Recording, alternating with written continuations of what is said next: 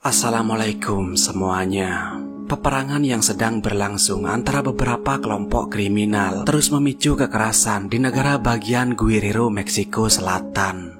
Sejak awal tahun 2024, Chilpancingo dan kota madya lain seperti Taxco de Alarcón mengalami banyak kasus pembunuhan yang ditujukan pada pengemudi bus dan taksi. Selama minggu pertama bulan Februari misalnya, layanan transportasi umum dihentikan setelah orang-orang bersenjata membunuh 6 pengemudi taksi. Pada bulan Maret, 2 pengemudi taksi tewas di Acapulco, sementara pengemudi bus lainnya ditembak mati di Taxco de Alarcón yang mendorong para pekerja transportasi mogok kerja karena meningkatnya ketidakamanan.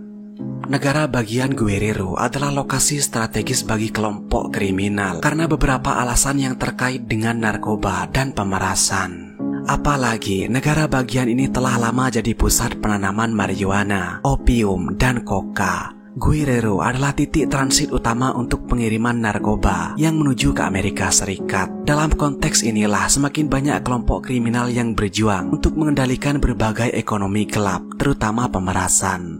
Ketegangan yang terus berlangsung antara Familia Michoacana dan Los Tlacos misalnya telah disalahkan atas rangkaian pembunuhan terbaru di negara bagian tersebut. Faktanya, banyak para pengedar narkoba yang memutuskan berhenti atau pensiun dari kartel memilih bekerja sebagai supir bus atau taksi. Tapi sayangnya, walaupun mereka telah keluar dari kartel, dendam kejahatan di masa lalu tetap ada.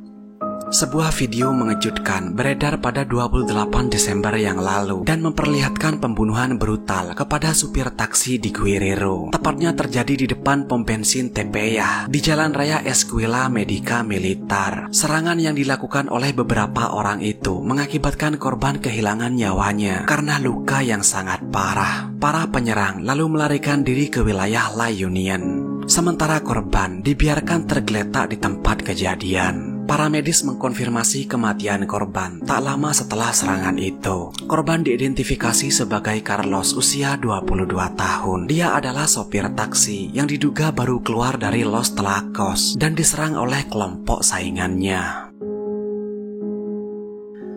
Video berdurasi 15 detik pada malam hari di tengah jalan raya.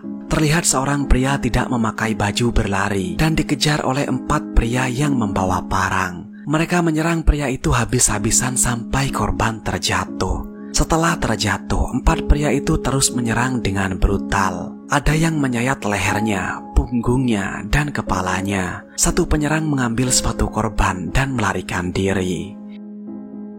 Video berpindah ke beberapa waktu setelah penyerangan yang memperlihatkan keadaan korban yang sangat buruk. Dia mandi darah dengan luka di sekujur tubuhnya dan videonya pun berakhir.